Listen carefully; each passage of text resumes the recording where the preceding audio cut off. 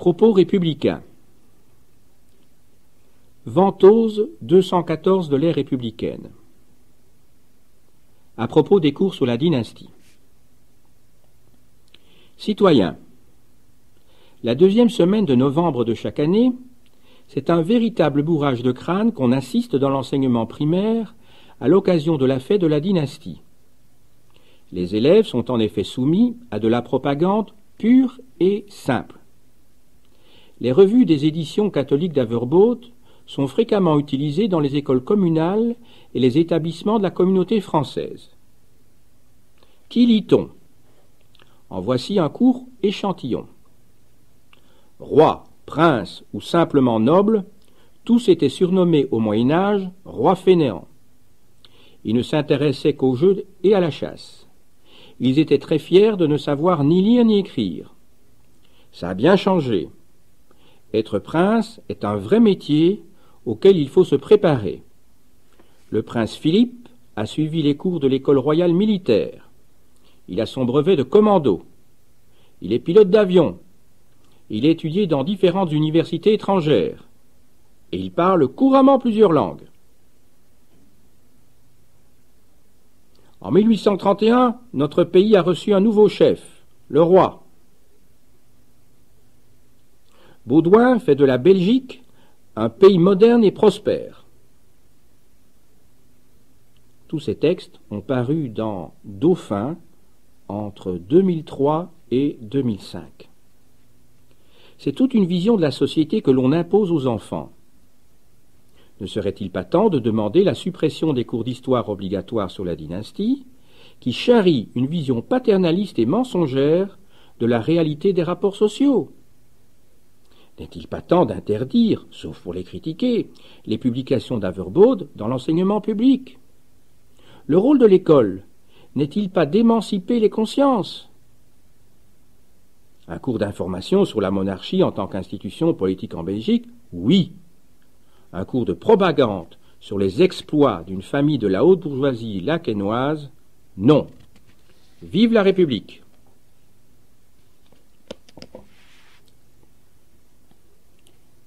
Nivose 215 de l'ère républicaine.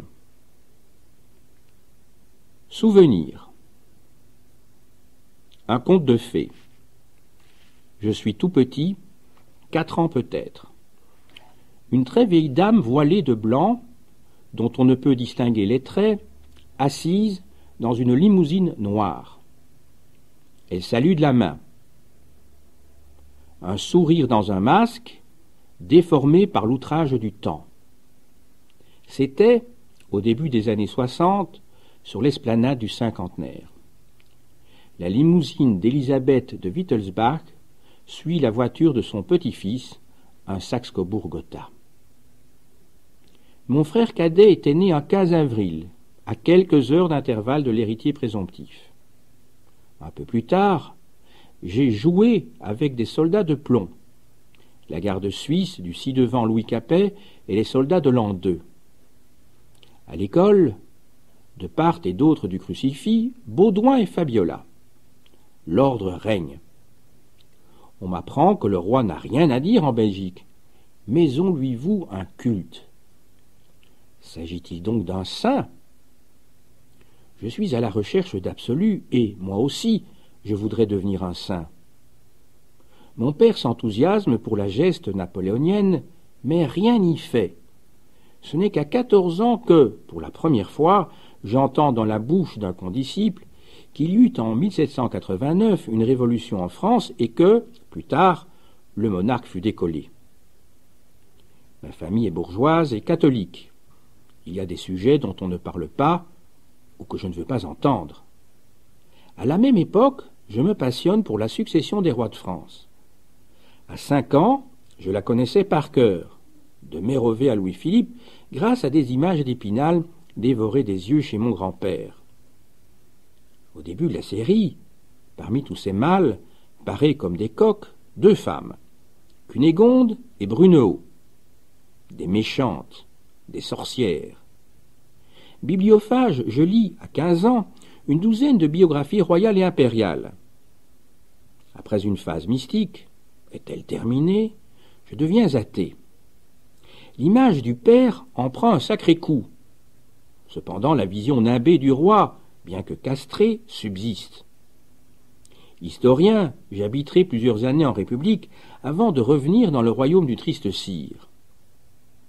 Un matin, je suis bouleversé en apprenant que le Saint a refusé de signer une loi votée par les représentants de la nation. Je téléphone au siège du parti, dont je suis alors membre, pour demander une prise de position ferme et l'abdication. On me prend pour un fou. 2 jours plus tard, lors d'une réunion politique, j'entends distinctement un ministre bruxellois souffler à son voisin que Split va tenir ses troupes. J'habite dans un quartier pauvre de la capitale. Une semaine durant, le stationnement des voitures est interdit dans la rue. Chaque jour, ce qui est extraordinaire, celle-ci est nettoyée par des autobalayeuses. Un microclimat fait tournoyer d'habitude sur le sol des papiers gras de mayonnaise provenant de la barrière. Un événement se prépare donc. Plusieurs dizaines de personnes se massent à proximité de mon domicile. Ce ne peut être pour m'applaudir lorsque je paraîtrai au balcon. De fait, le Saint et le ministre descendent d'une limousine noire aussi grand l'un que l'autre. Ils entrent dans le resto du cœur qui jouxte mon immeuble et en ressortent une demi-heure plus tard. Je ne sais si le Saint a touché les écrouelles des clochards, mais le soir, lorsque je vois à la télévision les malheureux, je suis stupéfait de les trouver métamorphosés. Ils sont tous rasés et bien coiffés. Ils auront vu le roi, et lui n'aura rien vu. Aurait-il pu d'ailleurs voir quelque chose? Lorsque je lis l'article 1er de la Déclaration des droits de l'homme et du citoyen devant mes classes, ma voix tremble et je dois retenir mes larmes. Mes étudiantes me regardent d'un air attendri. Je suis à la Constituante le 26 août.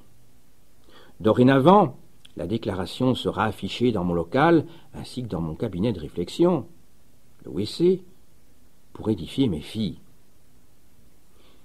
Elles avoisinent les discours de Martin Luther King, I Have a Dream, et de Léon Gambetta. Ce qui constitue la vraie démocratie, ce n'est pas de reconnaître des égaux, mais d'en faire. Et un célèbre poème de Victor Hugo, liberté, égalité, fraternité, rien à ajouter, rien à retrancher. La liberté, c'est le droit. L'égalité, c'est le fait. La fraternité, c'est le devoir. C'est du droit de tous les faibles que se compose le devoir de tous les forts. Le 18 août 2005, j'écoute Nadia lors d'une commémoration de Julien Lahaut. Le mois suivant, j'adhère au cercle républicain. Laïque, rationaliste, athée, anarchiste, militant syndical et républicain. Longue et sans doute absurde déclinaison d'identité qui repose pourtant toutes sur les mêmes principes. Refus de l'argument d'autorité, lutte contre le pouvoir, égalité de tous. Conditions nécessaires au progrès social, intellectuel et moral de l'humanité. Me raconterai-je un nouveau conte de fées?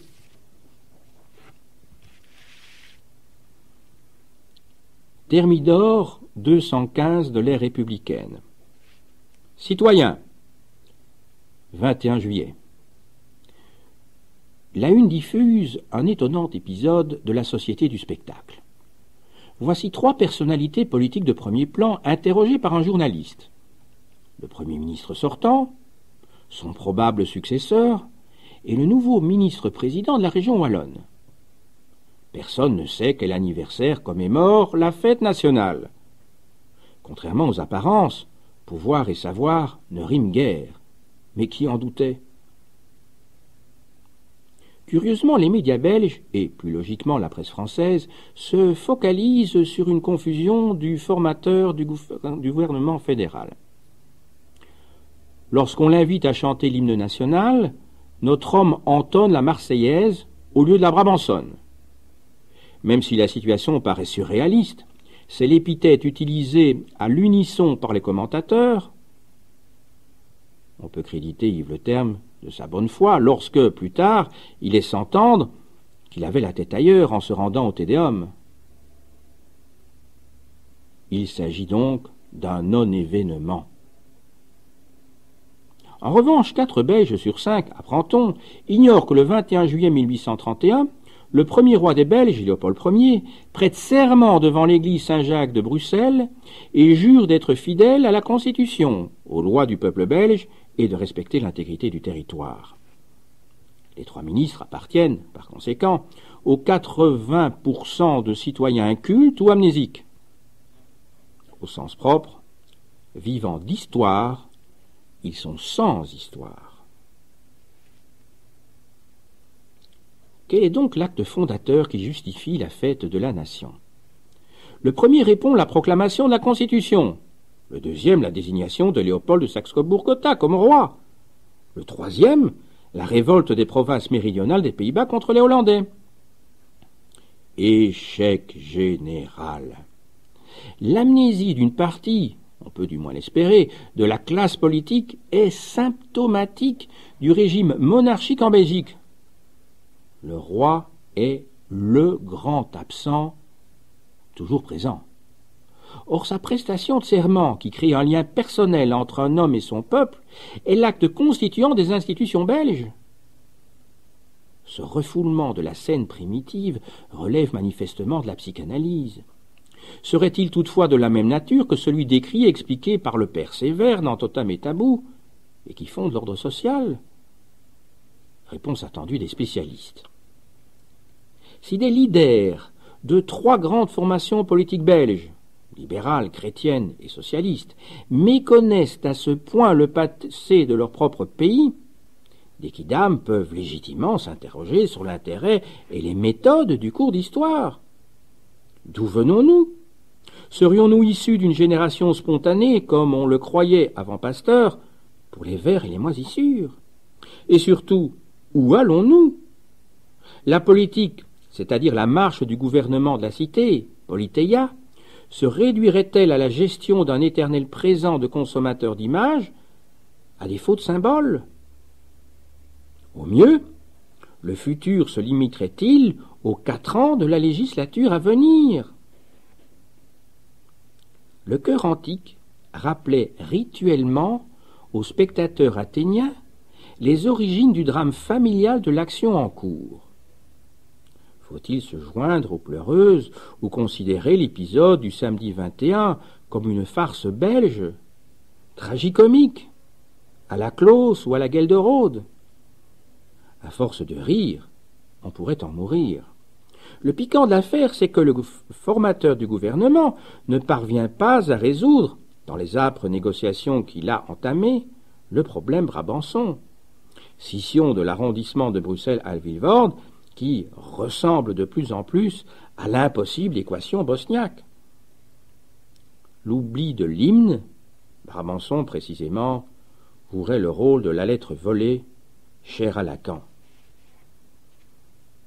Actes manqués, trous noirs, romans familiaux, quand l'inconscient se mêle de politique. Ignorance, fantaisie et désinvolture, quand la politique se mêle de culture. N'est-il pas temps de rappeler à nos gouvernants que la République est une association politique fondée sur la libre et consciente adhésion des personnes à un idéal partagé? Mais qu'y a-t-il à partager dans leur tête, sinon des compétences territoriales, dans une capitale où les membres de plus en plus nombreux d'une famille modèle de Laken sont censés pouvoir, dès leur plus jeune âge, pisser dans les 2 langues, en attendant d'être immortalisés par un nouveau Goya? Vive la République!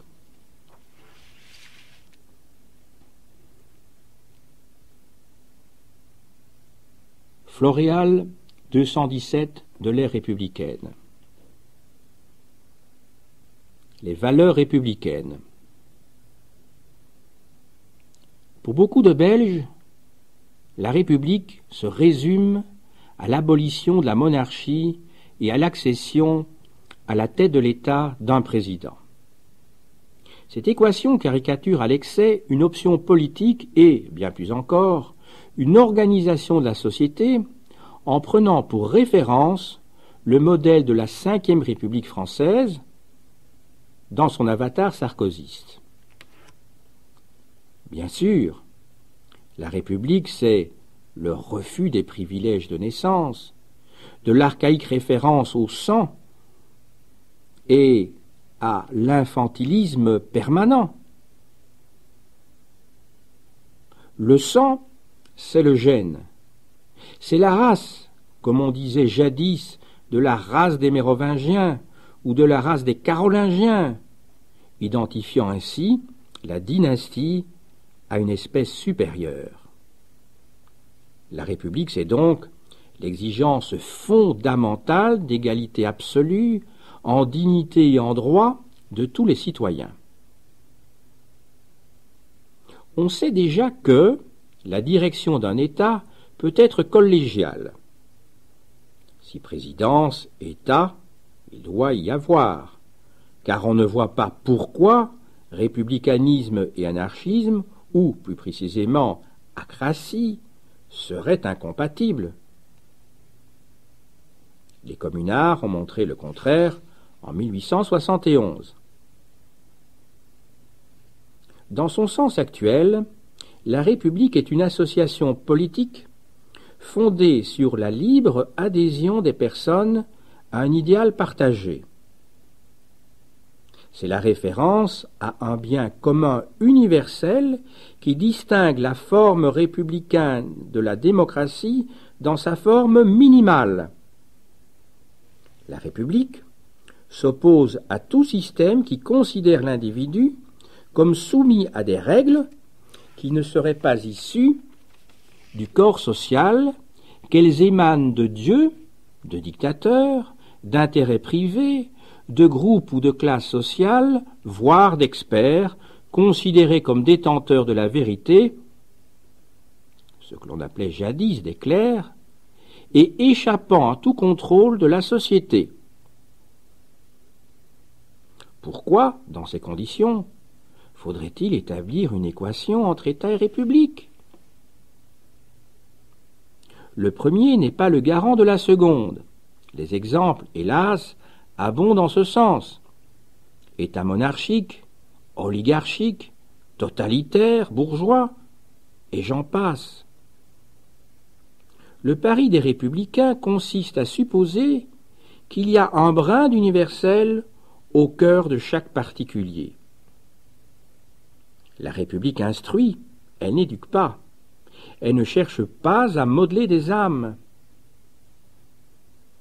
Elle se soucie d'instruire tous les enfants sans exception pour leur permettre de comprendre le monde, d'agir sur la société et de s'épanouir dans l'existence. Elle vise à soustraire la vie publique aux passions identitaires et à maintenir la solidarité entre tous. De la même manière que les francs-maçons dégrossissent toute leur vie en apprentis leur pierre brute, de la même manière Marianne est coiffée du bonnet phrygien. Ce couvre-chef, faut-il le rappeler, était porté dans l'Antiquité par les esclaves récemment affranchis. Il symbolise le fait que le citoyen n'a jamais fini de sortir de la servitude et que sa quête de la liberté est une lutte jamais terminée. On voit clairement que l'idéal républicain dépasse de loin la question du maintien de la monarchie et que son unique combat est celui de la liberté et de l'égalité absolue de tous les citoyens, non seulement juridique et politique, mais aussi et surtout sociale, pour que la fraternité ne cède pas sa place à la compassion. Vive la République!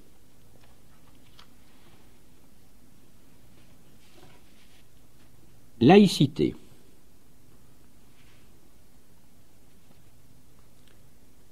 La laïcité est au-devant de l'actualité.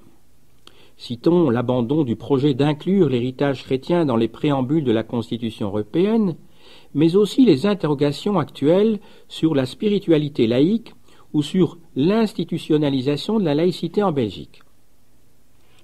Les interrogations actuelles autour de la laïcité tiennent peut-être au passage d'une conception de la laïcité comme assimilation, former le citoyen nouveau par la morale laïque, à une conception de la laïcité comme existence, comme coexistence. Conception plus neutre, respectant l'autonomie de la société civile en ce début du XXIe siècle, selon les propos de Guy Archer. Toutefois, la laïcité reste porteuse d'universalité au sens de la recherche d'une égalité en droit entre les êtres humains, quels qu'ils soient et d'où qu'ils viennent. C'est dire l'actualité de cet ouvrage de référence qui aidera tout homme curieux à mieux comprendre les contours historiques de notre laïcité.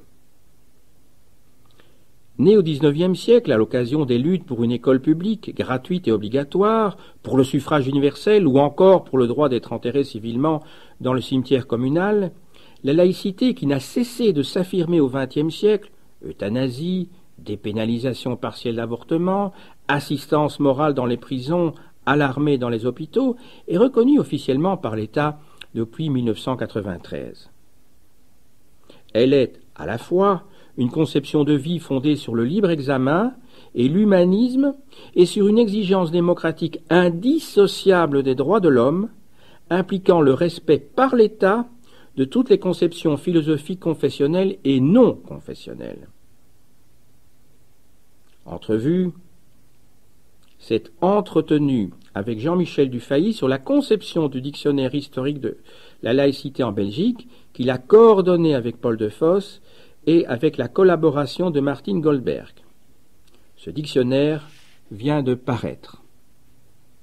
Entrevue. Qui a conçu et élaboré ce dictionnaire? Réponse de Jean-Michel Dufay.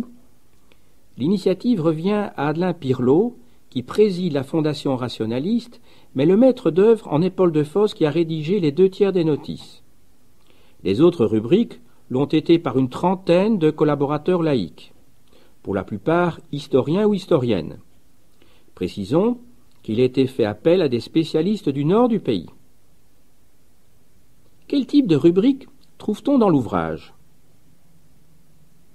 Elles appartiennent à 3 catégories: biographie et notices, portant sur des institutions et des concepts liés à la laïcité. Plusieurs index, une chronologie et une bibliographie générale complètent ce dictionnaire. Quel public visez-vous? Tout d'abord les chercheurs, enseignants et étudiants qui voudraient trouver des renseignements rapides et se lancer dans une recherche plus approfondie qui est facilitée par la bibliographie présente à la fin de notices. Ensuite, un large public, qu'il soit laïque ou croyant, aussi bien francophone que néerlandophone, comme le prouvent de nombreuses rubriques consacrées, par exemple, au Wilhelmsfonds, au Vermeulenfonds, à l'Humanistische Verband, à l'Uni-Vrijzinnige Verenigingen ou encore à la Vrije Universiteit Bruxelles. Quels sont les grands enjeux du combat laïque? Sortir de la religion, c'est sortir d'un monde où la religion est structurante. Dans les sociétés passées, la religion faisait partie intégrante du fonctionnement social. Un État laïque ne peut privilégier une conception. Il doit refuser toute forme de contrainte sur le plan des croyances et permettre la libre expression des opinions. Parmi les grands combats laïques, on trouve la conquête du suffrage universel, la sécularisation du droit et de la vie publique, la revendication d'une école publique neutre, gratuite et obligatoire. Il ne faut pas oublier que les droits de l'homme, reconnus au XXe siècle par l'Église, sont une conquête contre la tradition cléricale chrétienne. La laïcité s'oppose au financement d'organisations basées sur des croyances. L'État laïque n'a pas à prendre à sa charge, sur les deniers publics, des écoles fondées sur une appartenance religieuse ou politique. L'État doit traiter tous les citoyens de façon égale, quelles que soient leurs convictions politiques, religieuses ou philosophiques. Cependant, en Belgique, c'est le courant réaliste qui a prévalu. La laïcité bénéficie de la manne publique, mais par sa position opportuniste, elle a conforté, quel que soit son objectif ultime, la généralisation des subsides aux religions reconnues officiellement par l'État. Liée à l'organisation de la cité, la laïcité est d'abord sous-tendue par une vision du monde. Elle se distingue en effet par une recherche éthique incessante. La place dévolue à la raison est essentielle. Toute doctrine, toute croyance peut et doit être mise en doute par la raison sans se référer à aucune autorité temporelle ou spirituelle supérieure. Autrement dit, la pensée ne doit se soumettre à aucun dogme et rien n'est définitivement jugé, ce qui implique, entre autres, le rejet de tout extrémisme et de tout autoritarisme. Pour les laïcs, l'homme est le centre de toutes leurs préoccupations, et c'est ce qui définit l'humanisme. L'homme est la mesure de toute chose. Le terme de laïcité est porteur d'universalité, d'égalité et de non-discrimination entre les êtres humains. Les valeurs laïques reposent sur le libre examen, la tolérance, l'émancipation et la responsabilité, la solidarité, la démocratie et les droits de l'homme. La laïcité est donc un facteur de paix entre les personnes de confession ou convictions différentes. D'aucuns considèrent que certains combats laïques sont dépassés. Je ne crois pas. Pour illustrer mon propos, je prendrai 3 épisodes de mon existence. Premier épisode, lorsque mon frère aîné, un petit enfant, est décédé, l'aumônier de l'hôpital a affirmé de manière péremptoire à mes parents, qui sont de confession catholique, que si une telle épreuve les accablait, c'est qu'ils avaient gravement péché. Deuxième épisode. À 10 ans, je m'étais fixé comme projet de vie de devenir un saint, rien de moins. Par conséquent, je devais être pur et parfait. Tous les matins, je me rendais, dès 7h30 à la messe, et je priais pour devenir le premier de ma classe. Grâce à Dieu, du moins je le croyais, je fus rapidement en tête de mon condisciple. Mais, comme la présence à l'église permettait de gagner des points pour le bulletin, et que j'étais un des rares fidèles, ma démarche, pourtant non suspecte, me permettait de grimper dans le classement. On se serait cru à l'époque de la vente des indulgences au XVIe siècle, pratique des indulgences restaurée par Benoît XVI lors des dernières journées mondiales de la jeunesse. Dernier épisode. En avril dernier, j'assiste, comme professeur d'école normale, à la présentation d'un cours de religion, par une stagiaire, dans l'école catholique que je fréquentais 40 ans plus tôt. L'institutrice m'expose les difficultés qu'elle éprouve à faire coïncider, chez ses élèves de 3e primaire, le récit de la Genèse et les découvertes de Lucie et de Toumaï. Elle m'explique, en outre, que la chronologie strictement historique, donc réelle, de la Bible commence avec Noé. Quant au professeur de pastorale, un ancien condisciple, il m'affirme qu'il ne faut pas troubler les élèves, majoritairement musulmans dans la classe, en montrant, à propos de la crucifixion, les contradictions entre le Nouveau Testament et le Coran. À partir de ces différents exemples, on comprend que le combat contre l'obscurantisme reste présent. Nombreuses sont les associations laïques qui placent, parmi leurs priorités, la lutte contre le cléricalisme, définie, et j'assume la paternité de cette définition, comme la prétention à exercer un pouvoir qui est légitimé par la détention d'un prétendu savoir. Quand on la compare à celle d'autres pays, l'Église de Belgique n'est-elle pas plutôt progressiste ? Juste avant l'élection pontificale de Joseph Ratzinger, on a présenté Gottfried Danneels comme un candidat d'ouverture. L'historien que je suis doit toutefois rappeler que le prélat fut membre de la Congrégation pour la doctrine de la foi, ex-Saint-Office, de 1978 à 1988. À ce titre, il a participé à la déclaration de cette même congrégation qui interdit aux catholiques d'appartenir à la franc-maçonnerie. 1983.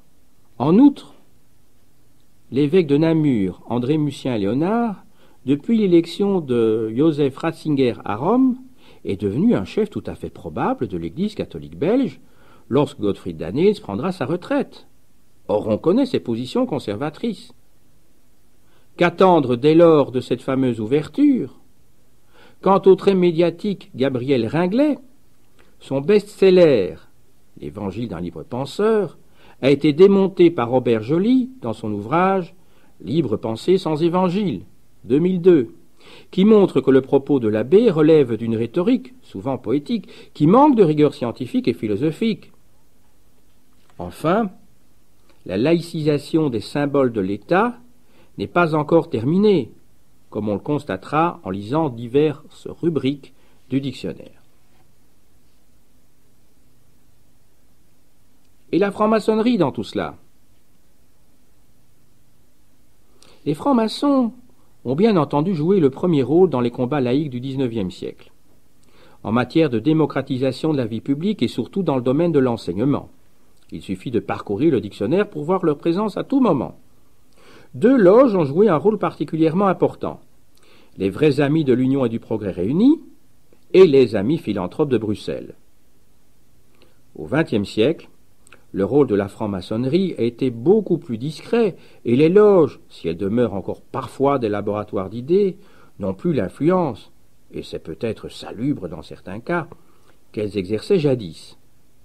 En revanche, la réflexion et l'action se sont élargies en luttant contre toutes les formes de cléricalisme dont le XXe siècle a tant souffert, tant en matière religieuse, les divers fondamentalismes, qu'en matière politique, totalitarisme en tout genre, et économique, la pensée unique qui est symbolisée, entre autres, par les réunions, à Davos en Suisse, des grands financiers et dirigeants des sociétés multinationales. On voit donc toute l'actualité de ce dictionnaire historique de la laïcité.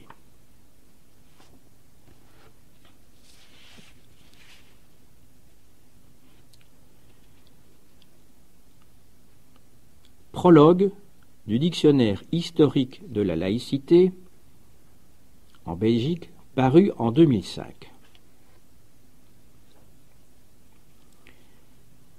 La laïcité est au devant de l'actualité. Citons le projet abandonné d'inclure l'héritage chrétien dans le préambule de la Constitution européenne et la mise en application en France de la loi interdisant les signes philosophiques ou politiques ostentatoires à l'école. Ou encore la directive prohibant le port d'un signe religieux dans l'armée indienne. Enfin, en 2005, on fête l'anniversaire du centenaire de la loi de séparation des Églises et de l'État en France. Le terme laïcité apparaît pour la première fois dans le supplément du Littré, puis dans le Larousse, en 1871. Il faut distinguer les aspects politiques et philosophiques qu'il recouvre. Pour Guy Archer, la laïcité est un système tel que le juste doit être pensé indépendamment des biens, des morales des uns et des autres. En plus, le juste doit prévaloir sur le bien. L'État, incarnation même de la justice, doit donc se séparer des églises qui sont les représentants d'une conception du bien. De fait, le cléricalisme au sens large est la prétention à exercer un pouvoir qui est légitimé par la détention d'un prétendu savoir. Originellement, la laïcité est donc anticléricale au sens premier du terme, en tant qu'ambition du pouvoir sur toute la société. On voit ainsi en quoi le combat de la laïcité occupe un terrain infiniment plus vaste que celui communément considéré. Sortir de la religion, c'est sortir d'un monde où la religion est structurante. Dans les sociétés passées, la religion faisait partie intégrante du fonctionnement social. Un État laïque ne peut privilégier une conception. Il doit refuser toute forme de contrainte sur le plan des croyances et permettre la libre expression des opinions. Parmi les grands combats laïques, on trouve la conquête du suffrage universel, la sécularisation du droit et de la vie publique, et la revendication d'une école publique neutre, gratuite et obligatoire. Il ne faut pas oublier que les droits de l'homme reconnus au XXe siècle par l'Église sont une conquête contre la tradition cléricale chrétienne. La laïcité s'oppose au financement d'organisations basées sur des croyances. L'État laïque n'a pas à prendre à sa charge sur les deniers publics des écoles fondées sur une appartenance religieuse ou politique. L'État doit traiter tous les citoyens de façon égale, quelles que soient leurs convictions politiques, religieuses ou philosophiques. Cependant, en Belgique, c'est le courant réaliste qui a prévalu. La laïcité bénéficie de la manne publique, mais, par sa position opportuniste, elle a conforté, quel que soit son objectif ultime, la généralisation des subsides aux religions reconnues officiellement par l'État. Liée à l'organisation de la cité, la laïcité est d'abord sous-tendue par une vision du monde. Elle se distingue en effet par une recherche éthique incessante. La place dévolue à la raison est essentielle. Toute doctrine, toute croyance peut et doit être mise en doute par la raison, sans se référer à aucune autorité temporelle ou spirituelle supérieure. Autrement dit, la pensée ne doit se soumettre à aucun dogme, et rien n'est définitivement jugé, ce qui implique, entre autres, le rejet de tout extrémisme et de tout autoritarisme. Pour le laïc, l'homme est le centre de toutes ses préoccupations, et c'est ce qui définit l'humanisme. L'homme est la mesure de toute chose. Le terme de laïcité est porteur d'universalité, d'égalité et de non-discrimination entre les êtres humains. Les valeurs laïques reposent sur le libre examen, la tolérance, l'émancipation et la responsabilité, la solidarité, la démocratie et les droits de l'homme. La laïcité est donc un facteur de paix entre les personnes de confession ou de convictions différentes. Comment concevoir l'école au départ de l'idéal laïque? Comme un lieu de brassage et de confrontation entre les membres d'une société. Elle donne à chacun les moyens de forger son sens critique et de porter un jugement personnel. Les programmes d'enseignement doivent être indépendants de toute allégeance. L'enseignement laïque transpose dans le champ scolaire les œuvres et les conquêtes de l'esprit humain, et il n'a pas à souffrir des obstacles qui, dans l'histoire, ont freiné celui-ci chaque fois qu'une vision du monde, religieuse ou autre, a voulu s'imposer. L'école laïque ne peut transiger avec les exigences du vrai, mais doit être neutre en matière de croyance, comme l'écrit en substance Henri Pénat-Ruiz. Que conclure? Les croyances se muent actuellement en identité, ce qui constitue une autre manière de les habiter intérieurement et de les revendiquer extérieurement. Marcel Gauchet.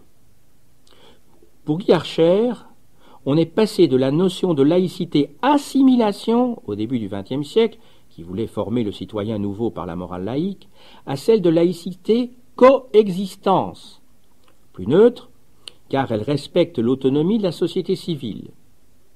Cette dernière est une laïcité d'intégration. Elle accueille le fait social et se nourrit des différences. Quant à Étienne Balibar, en 1991, il estime que la seule politique d'avenir de la laïcité consiste à se spécialiser dans la multiplication des formes de communication transcommunautaires et à mettre en évidence les intérêts collectifs qui sont irréductibles à des identités.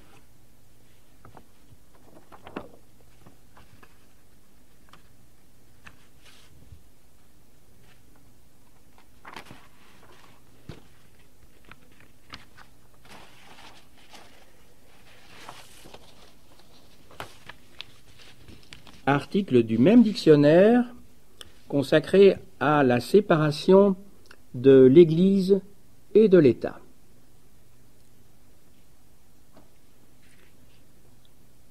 En 1831, lorsque la Constitution belge est votée, l'Église et les libéraux communient dans une même adhésion aux libertés inscrites dans le pacte fondamental. Dans les 15 années suivantes, une série de mesures législatives et réglementaires confèrent au clergé, notamment en matière scolaire, c'est la loi organique de Nothomb de 1842, une position privilégiée dans l'État. S'y oppose, en 1859, le futur ministre libéral Jules Barras dans son essai sur les rapports de l'État et des religions. Il y soutient que les constituants avaient établi, entre l'Église et l'État, un régime de séparation absolue, sauf deux exceptions de stricte interprétation inscrites dans la Constitution même: l'antériorité du mariage civil et la rémunération du clergé. De 1860 à 1880, la majorité des journaux catholiques s'attaque à la loi constitutionnelle. Cette attitude ultramontaine ne prend fin que sur les injonctions du pape Léon XIII lui-même. En 1863, 1878, 1912 et jusqu'en 1957, le clergé donne des consignes de vote très précises, même si, après 1880, l'Église laisse agir essentiellement le parti catholique. En 1879, loi Van Humbeek, seule l'école publique est reconnue et la religion est retirée du programme des cours. Le 5 juin 1880, le gouvernement libéral rompt ses relations diplomatiques avec le Vatican. Mais à la suite des lois Jacobs, 1884, et Scolart, 1895, votées par les catholiques, le cours de religion redevient obligatoire. La séparation de l'Église et de l'État ne fait son entrée officielle dans les programmes du Parti libéral qu'au congrès de 1887 pour les progressistes et de 1894 pour les doctrinaires. Né en 1885, le Parti ouvrier belge est, à ses débuts, profondément anticlérical. Dans une brochure intitulée « Le Parti ouvrier et la religion », qui date de 1898, Émile van der Velde plaide pour la séparation complète de l'État et des Églises. Par la suite, le Parti socialiste évolue peu sur le plan doctrinal, défense des valeurs laïques. La revendication de séparation de l'Église et de l'État est omise dans le manifeste des gauches adopté en décembre 1900 par le libéralisme enfin réunifié. En 1919, l'adoption du suffrage universel pur et simple détruit l'hégémonie des catholiques. Dès lors, ces derniers doivent former des cabinets de coalition avec les libéraux ou avec les socialistes ou avec les deux. En outre, l'accent est dorénavant mis sur les problèmes économiques et sociaux. Opposés sur ceux-ci, les socialistes et les libéraux sont alors prêts à faire à l'Église d'importantes concessions. La volonté de séparation se mue en un vœu purement platonique. Les libres penseurs restent intransigeants, mais les hommes politiques ne les écoutent plus. En 1955, une seconde guerre scolaire se déclenche à l'occasion du vote de la loi Collard. Elle affirme le droit entier de l'État de créer ces écoles et vise un contrôle plus strict des subventions à l'enseignement catholique. Au regard des revendications laïques du XIXe siècle, l'enjeu de cette guerre est dérisoire.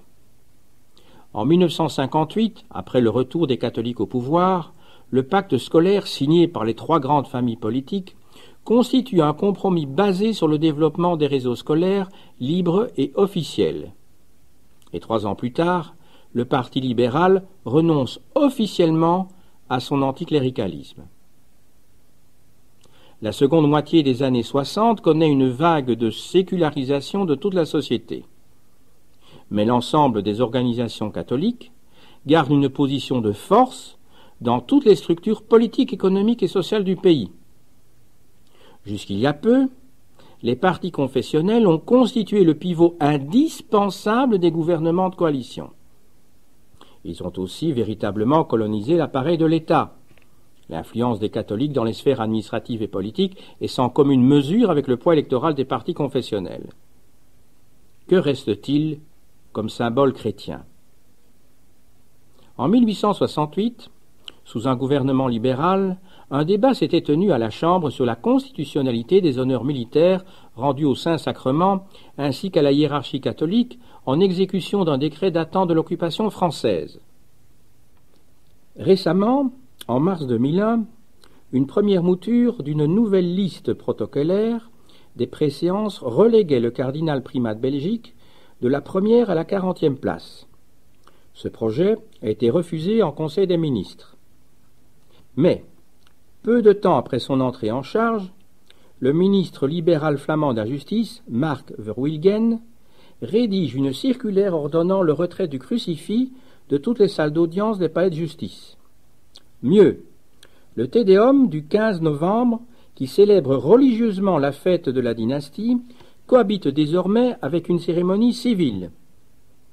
En fait, un gouvernement réellement laïque aurait reconsidéré le problème des traitements et des pensions des ministres du culte, des fabriques d'églises ou de l'impôt philosophiquement dédicacé. Au pouvoir depuis 1999, les membres de la coalition, qui regroupe les socialistes, mais aussi les libéraux et les écologistes, ceux-ci jusqu'en 2003, doivent tenir compte qu'une partie de leur électorat et de leurs militants sont de sensibilité chrétienne. Tout compte fait, les Belges ont consacré en 2000 23,4 milliards de francs au culte et à la laïcité.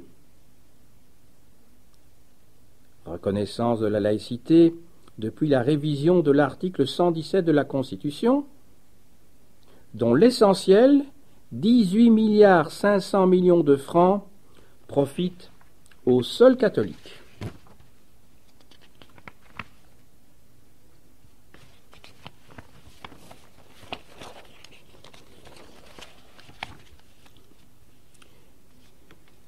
Article enseignement libre non confessionnel, à l'exclusion de l'Université libre de Bruxelles, dans le dictionnaire historique de la laïcité en Belgique.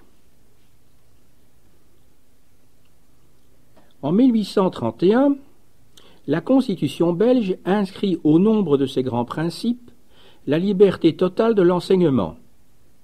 L'organisation d'un réseau scolaire public est ainsi laissée à l'abandon. En 1842, la loi organique du ministre Nothomb rend obligatoire l'enseignement de la religion catholique dans les écoles publiques. Cette loi se heurte à la vive opposition des anticléricaux.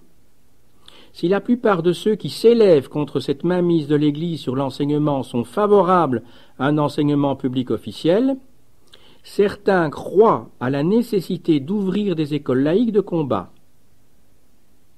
Et d'abord, dans les loges maçonniques. En effet, de par ses principes, la franc-maçonnerie se doit de favoriser l'enseignement. Elle croit à la perfectibilité de l'homme. Selon elle, un développement intellectuel plus élevé contribue aussi à une plus grande élévation morale. Cet intérêt spontané pour l'enseignement s'exprime donc par l'aide matérielle apportée aux initiatives privées. Le sujet fut abordé dans certaines loges, comme les Amis philanthropes de Bruxelles en 1835, la Parfaite Intelligence et l'Étoile réunie de Liège en 1838 et, la même année, la Parfaite Union de Mons, mais sans résultat immédiat. Toutefois, quelques tentatives aboutirent. Par exemple, grâce à la loge Les Vrais Amis de l'Union, et sous les auspices de l'association Tot Nut Vant Algemeen, s'ouvre à Bruxelles la première école gardienne. À l'initiative de la même loge et des Amis philanthropes, déjà cités, des cours scientifiques sont organisés en 1836. La même année, un atelier maçonnique, l'Union militaire, est fondée à Beverlo, et, grâce à lui, une école est rattachée au camp militaire de la même localité. 5 ans plus tard, la loge La Parfaite Intelligence et l'Étoile réunie de Liège décide d'aider une école primaire fondée par Carré. Les milieux laïcs sont à l'origine de crèches et d'écoles gardiennes à Saint-Josse en 1846, à Ixelles en 1852 et à Saint-Gilles en 1869. De 1870 à 1878, les libéraux sont dans l'opposition. C'est l'époque où des écoles laïques sont créées, parfois temporairement, dans des localités privées de tout enseignement public ou dans d'autres où les écoles officielles ne sont que des institutions cléricales déguisées. C'est le cas à Alost, à Ath et Frameries en 1872 et à Audenarde en 1876. À la même époque, des établissements semblables sont fondés à Courtrai, Malines, Ninove, Termonde, Membach, Virton, Roulers et Sintian. La Fédération du denier des écoles, depuis 1872, et la Ligue de l'enseignement s'efforcèrent de subsidier les écoles privées, laïques de province, jusqu'à ce que le retour des libéraux au gouvernement permette la reprise de ces différents établissements par l'État ou par les communes. En 1884, et pour 30 ans, les libéraux sont rejetés dans l'opposition. Parmi diverses dispositions, la loi organique du ministre Jacobs offre aux communes la possibilité de supprimer les écoles officielles maternelles, primaires et d'adultes. Dès lors, on rouvre des écoles libres laïques un peu partout. À Namur, Gramont, Ninove, Saint-Nicolas-Oise, Renay, Heist-sur-Mer, Bruges, Mont-Saint-Amand, Biévennes, Dourbe, Leroux, Nederbrakel, Gestel-sur-Meerhout, Tamines, Villers-Latour, Civry, Failly-sous-Ars, La Vacherie, Grandvoire, Watermal-Boisfort, Courtrai, Roulers et La Panne. Rares sont les écoles de cette génération à être vraiment prospères, mais, depuis plusieurs décennies, des laïcs ont fait des efforts dans une autre direction. Il s'agit d'établissements pilotes pour mener à bien des expériences pédagogiques nouvelles.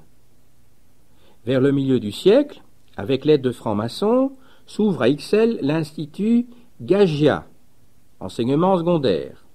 Ceux-ci sont aussi à l'origine d'une école commerciale et industrielle à Bruxelles et de l'école du travail par Latret à Liège, pédagogie inspirée de Fourier. Il faut d'ailleurs noter que des écoles professionnelles pour garçons et pour filles sont souvent au départ d'institutions privées reprises ensuite par les communes.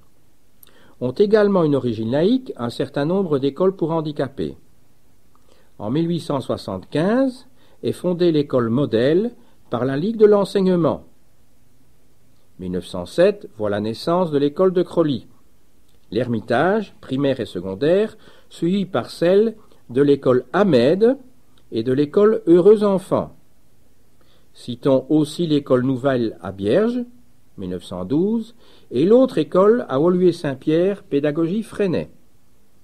Pour couronner le tout, une éphémère Fédération nationale des écoles laïques libres de Belgique est constituée en mars 1921 à l'Université libre de Bruxelles. Les fondateurs de cette association avaient comme objectif de recueillir des fonds et de créer, dans les régions du pays où elles n'existaient pas ou bien étaient insuffisantes, des institutions publiques. La vision des fondateurs était élitiste. Le sénateur Albert Lejeune, président du conseil du lycée d'Anvers, déclarait dans le discours d'inauguration « Il s'agit de créer une élite de mieux doués, lesquels, grâce à une bonne éducation civique, seraient dans le pays des éléments actifs de relèvement intellectuel et moral et de progrès. » Lejeune en fut le premier président et Magnette le vice-président. Parmi les fondateurs, on retrouve un représentant de la Ligue de l'enseignement, Schoeren, des représentants des écoles laïques flamandes de Courtrai,